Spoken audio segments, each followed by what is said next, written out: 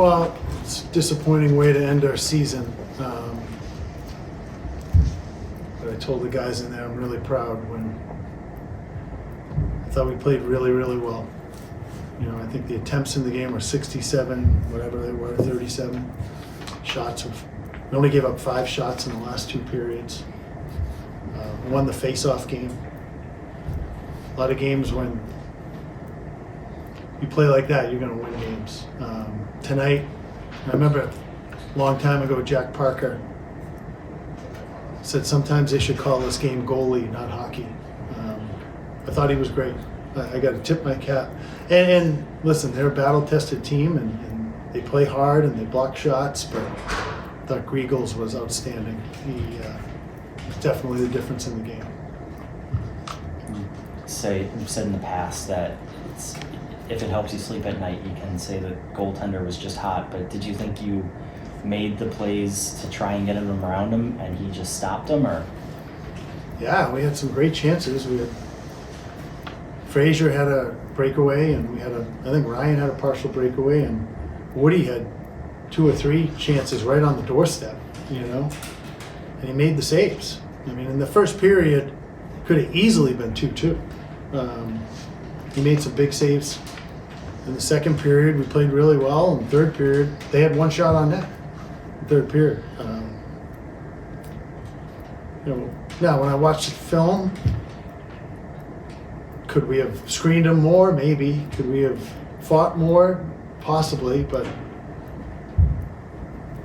when I think you have the puck that much and you're playing in their end, I can't fault my guys. They left everything on the ice. They competed as hard as they could, and that's all I can ask of our team. We were smart. We didn't take a bunch of unnecessary penalties. We were disciplined. All the things we asked them to be, we were. We just didn't get the puck by Griegels tonight. I know it's the immediate aftermath. When you look back on the season, what's your first blush thoughts about the season and the way it played out? It's disappointing in some ways, Don, because of the start we had in the season. However, this is back-to-back 20-win seasons for the program. That's never happened before. We lost 65% of our scoring last year and a goaltender. So I'm really proud of the effort these guys gave. There weren't many nights where Dan's been to a lot of games and where you could say we didn't show up and play.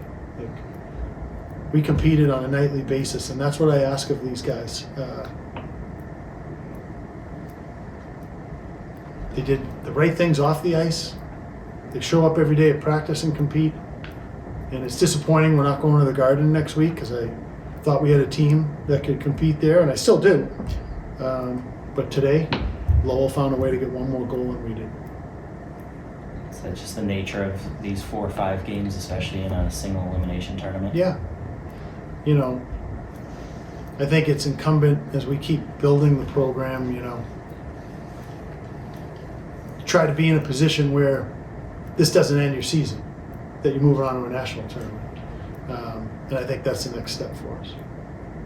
Just on that, did you think, you're out of the national picture, but can you look at many points along the way and think, well, if we did that, and that, we could be in the picture, or do you not even like to go there? I'm not even going to go look through that, There's always that woulda, coulda, shoulda. I'm more focused, I think, in the long run for the program. As I said, we're continuing to make strides. And as I said, back-to-back 20. I don't know how many teams in college hockey have 20 wins. Not many. There's 62. I don't know how many, but we've been able to do it 2 years in a row now. And now the next step is 25, and be in a position where we're going to the national tournament. And that'll come. Obviously it wasn't the way you wanted it to end, but how was playing in this arena for the first time? That last minute was electric. It was so loud I couldn't even hear anything, but how was that environment? I think all 6 games were incredible. It's I think it's going to be such a great advantage for us going forward. yeah, it's everything that you'd want in an arena and more. It's exceeded all of my expectations. I'm just sorry that we couldn't bring that fan base to Boston. I know it's the end for a lot of seniors, but for Ty specifically, everything that he had gone through in his college career, to hurt a shoulder again last game and come back for this one, just what's that say about him, and what's it been like having him come through this program? I just told him in the locker room I appreciated him believing in us. You know, he was at BU for 5 years. And he had one more year of eligibility, and he decided to come here. And he came as a walk-on too, which was, you know, now we eventually upgraded him and gave him some money, but he came as a walk-on, which is even more impressive. And unfortunately, he couldn't really stay healthy. He wasn't healthy today. I just wanted him on the bench. He gave us everything he could, and I love the kid. I think I'd take 20 like him any day of the week. Yeah, we're excited to be moving on. Certainly, it was no easy task. We came into a hostile environment with a great facility. It's the first time we've played in this facility, and it was a good environment. We had the start we were hoping for. I thought we defended our net front fairly well. Our goaltending was strong, and we found a way.